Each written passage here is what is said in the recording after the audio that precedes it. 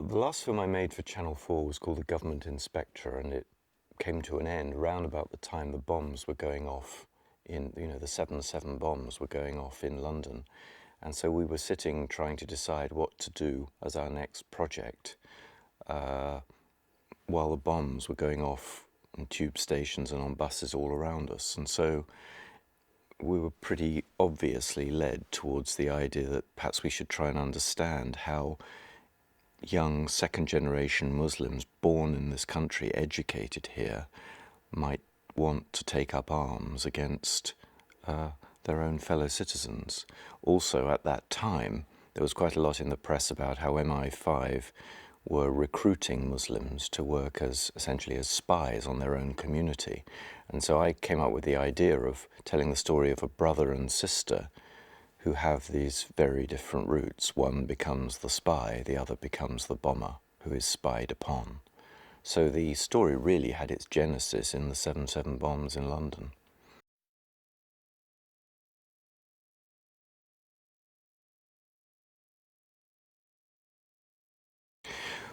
We researched the film extensively. Now, I should make it clear that it is fiction.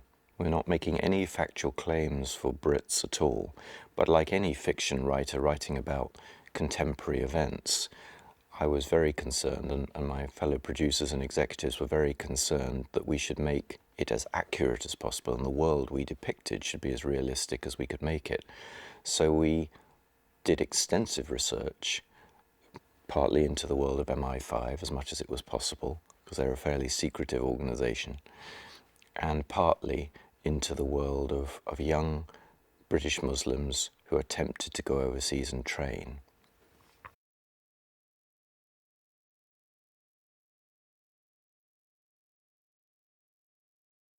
Well, obviously for the two main roles, we cast our net fairly wide, and Marcia Gresham, my long-term casting director, and I met dozens of actors.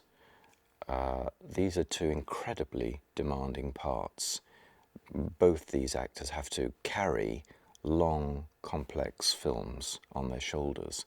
So we saw a lot of extremely able and gifted actors, and many of them ended up in other parts in the film. But really, in the end, the final decision on the two main roles was fairly straightforward. There were two actors who stood head and shoulders above the others, at least when they auditioned for me, and they were Riz and Manjinder, and we cast them in the role of the brother and sister.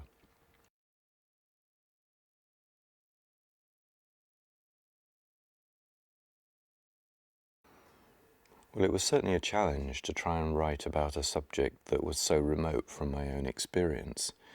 But then, I suppose, in all my films, I tend to work on subjects that are not close to me. And when I made Warriors with Lee Jackson, neither of us were soldiers, had any family connection with the military of any kind.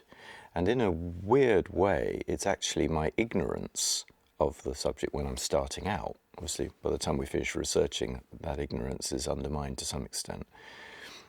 That is the motor of the project. It's my hunger to learn and understand as an outsider, as somebody who doesn't actually have a direct vested interest in the material, that drives our desire to get to the bottom of what's going on.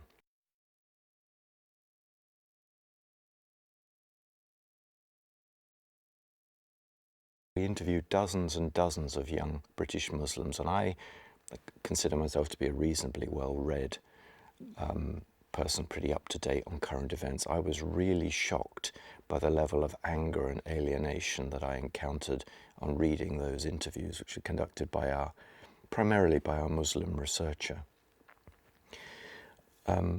So there is already a fairly extensive degree of alienation there. Of course, dramatizing it has its dangers, but as a matter of fact, I showed it to a young Muslim man just earlier today, and what he said to me was fairly instructive.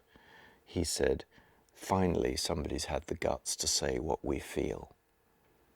So it's hard to predict which way young British Muslims are going to react, but certainly if faithfulness to the research is any guide, we ought to have touched a nerve here.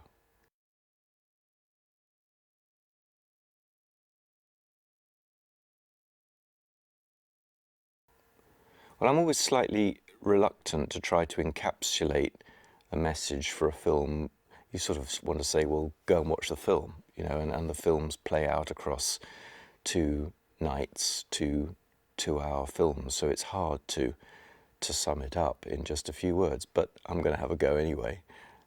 I suppose my view is that we've all failed in a way.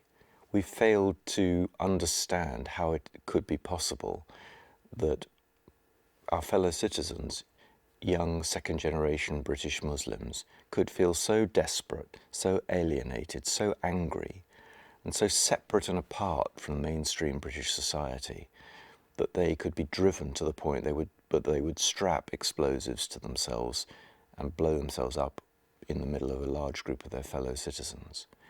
And if I want people to take anything from the film, and this has nothing to do with whether you agree with it or disagree with it or sympathise or don't sympathise, what I'm hoping people get is some level of understanding of how fairly ordinary people actually rather like themselves, could be driven to such extreme measures.